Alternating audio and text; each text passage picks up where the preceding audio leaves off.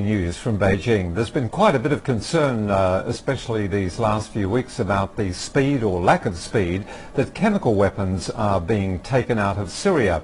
But there's news in today quoting the Russian agency RIA. They're mentioning that the Deputy Foreign Minister, Gennady Gatilov, says that Syria does plan to send a large shipment of toxic agents out of the country this month. And he also says Syria is prepared to complete the removal process by March the 1st. And this all comes after US Secretary of State John Kerry asked Russia to press Syria into speeding up the removal process. Kerry had said only about 4% of the chemical weapons declared by the Syrian government had been removed from the country.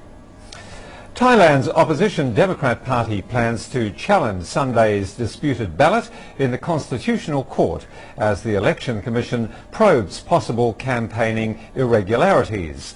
The Democrat Party said it will file 2 complaints with the court. The first regards the election directly, claiming the election violated the Constitution itself. In a separate petition, the opposition will file for the dissolution of Yingluck Shinawat's Pheu Thai party for announcing the state of emergency. The opposition says the announcement means the election could not be held under normal circumstances. The Election Commission is due to meet on Wednesday to discuss complaints regarding the poll. These include the failure to register candidates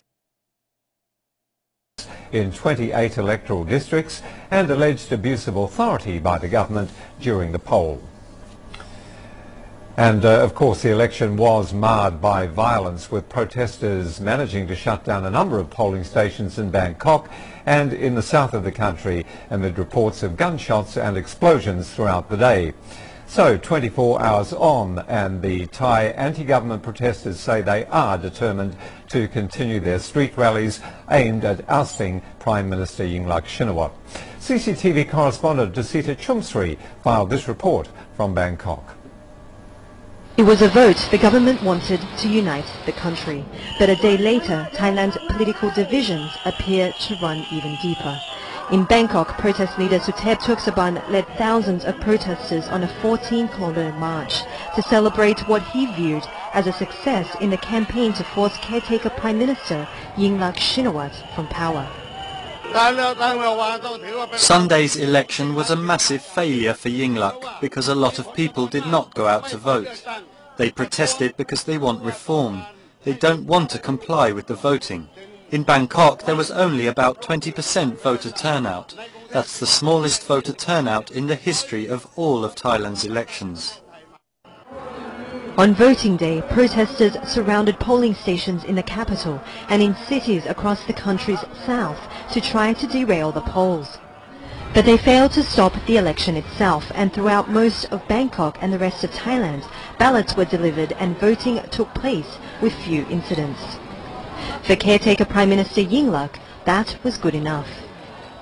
Despite the government's claim of victory after voting was conducted in 89% of the country's 375 constituencies, many factors point to the high likelihood that this election, which has been marred by protests and boycotts, could be declared void, offering no closure to this crisis.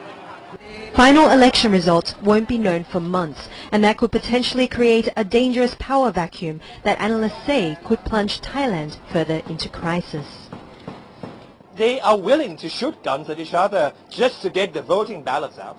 What if the court nullified the entire election, the entire vote they casted altogether? It would be a mess, a big bloody mess. Violence has always been just around the corner. So far, 10 people have been killed, more than 600 injured, as the protest movement heads into its 4th month, showing no signs of slowing down. I think that everyone will have to get into fight. It depends on who is the toughest between the government, the protesters, or Yingluck. This is a battle where the winner takes all, where the stakes are high and no side is willing to compromise. And so the political uncertainty in Thailand remains. But these protesters are still convinced they have the numbers and the momentum to bring about change. Lucita Chumsi, CCTV, Bangkok. Talks on cyber defense between Japan and the United States are continuing for a second day in Tokyo.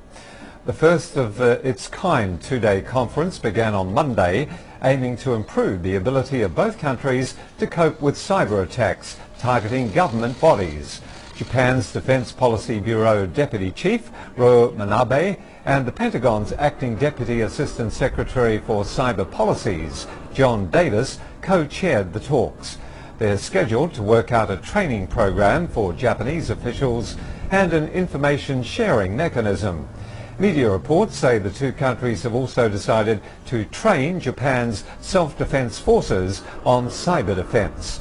Japanese Defense Minister Itsunori Onodera said earlier it was crucial to raise Japan's technical levels in cooperation with the US. Peace negotiations between the government and militants in Pakistan have gained momentum as the Taliban announced the formation of a